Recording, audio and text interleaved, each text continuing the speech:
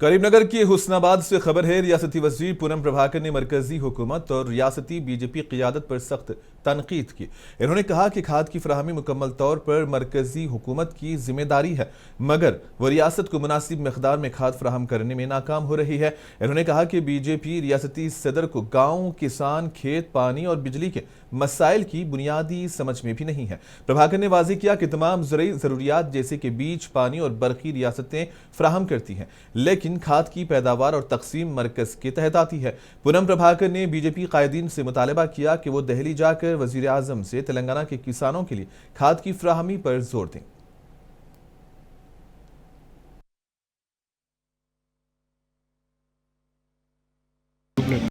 పాపం రాష్ట్ర బీజేపీ అధ్యక్షుడికి గ్రామీణ ప్రాంతాలు, వ్యవసాయము, ఎరువు ఎక్కడికి వస్తుంది రేపు తెలియనట్టున్నది. మిగతా అన్ని రకాల విత్తనాలు కావచ్చు, నీళ్లు కావచ్చు, విద్యుత్ కావచ్చు, అన్ని రకాల వస్తువులు రాష్ట్రాలు ఇస్తాయి. ఎరువులు తయారయ్యేటువంటిది కేంద్ర ప్రభుత్వం ఆధీనంలో ఉంది. ఈ రాష్ట్రానికి సరైన విధంగా ఎరువులు సరఫరా చేయమని అడిగితే సరఫరా చేయలేక కాంగ్రెస్ ప్రభుత్వాన్ని బదనాం చేసే ప్రయత్నం చేస్తూ ఉన్నాడు. మీరు సఫిషియెంట్ ఎరువులు ఇస్తేనట కాంగ్రెస్ పార్టీ వాటిని ఇస్తలేదని చెప్తా ఉన్నాడు. దేశంలో 29 రాష్ట్రాల్లో తెలంగాణ పట్ల బీజేపీ ఎంత వివక్షపూరితంగా చూపెడుతుంది.